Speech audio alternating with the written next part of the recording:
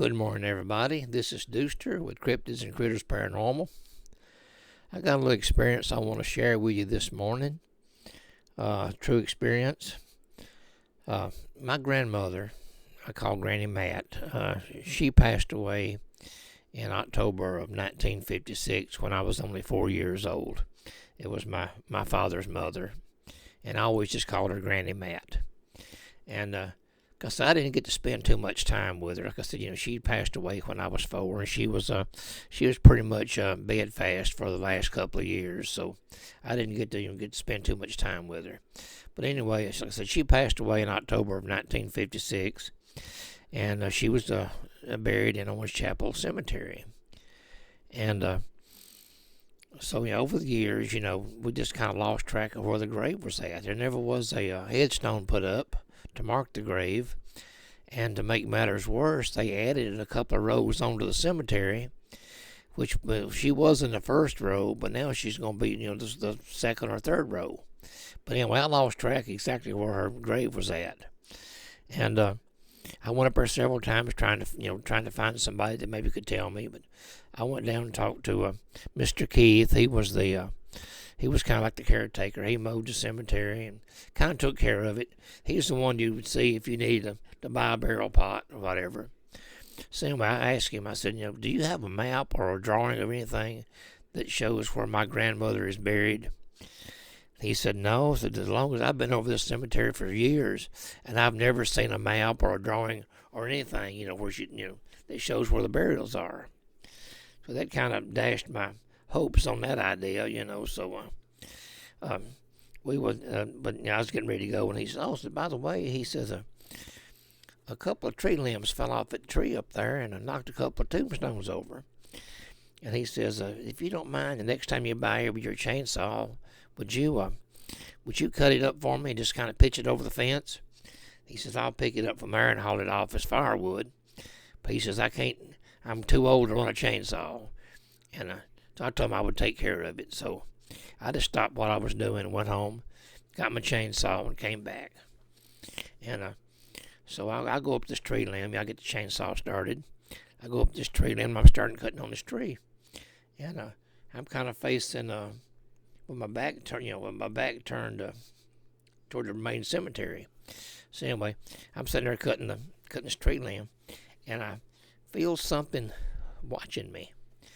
And I just kind of in the corner of my eye, I can see this a little girl standing up there in the cemetery, and it was kind of weird. And I thought, well, did one of the neighbors coming over to see what I'm doing or whatever, And I just stopped the chainsaw and spun my head around and looked, and there was nobody there. So all I could see was tombstones. I thought, well, that's kind of odd. I guess my mind is playing tricks on me, So I just fired the chainsaw back up and go to cutting again, And I get cutting another minute or two, when I happen to feel, somebody looking again, and sure enough, out of the corner of my eye, I can see this little girl standing there, I said, surely my mind is not playing a trick on me twice. So once again, I just stopped the saw and turned around, and there was nobody there. So I go back to cut. I'm getting a little bit unnerved. I go back to cutting the tree, and so once again, I see the girl back behind me, and this time I'm going and cutting, and I'm taking mental notes. A little girl standing there in a blue dress trimmed in white, white socks on, black shoes. She's got a pink ribbon in her hair, and she has long dark hair.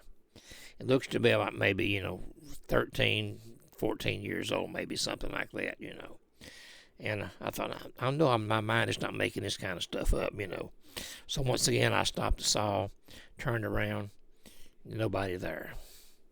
But I did make a mental note, of course, kind of where I had seen her standing at.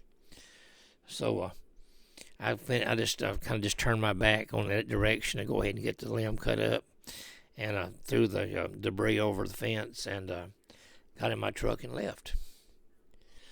And I got to thinking about it, a few days later. I thought, I need to go back there and see what I can do, if I can find out what's going on at the cemetery.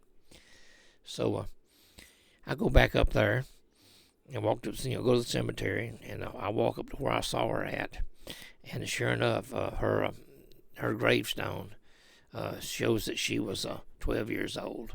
Her name was Maggie Owens, and that's she was standing there by her tombstone. But that kind of unnerved me a little to see something like that, But anyway, I just want to share that with you. I did find my grandmother's grave. My aunt in Chicago sent me a photo of Daddy kneeling at the grave, at Granny's grave, and it was still dirt mounded up, and there were some flowers, like a wreath on top of the grave. So it kind of told me that it was actually probably the day of the burial. So Dolores and I got together and went up there one day, and we took the photo, and we kind of triangulated, and you could see the names of some of the tombstones in the background, and we used that. And I got in the same position that Daddy was in the photo, and we were able to pinpoint her grave. I did know from her burial records that she was buried in a concrete vault.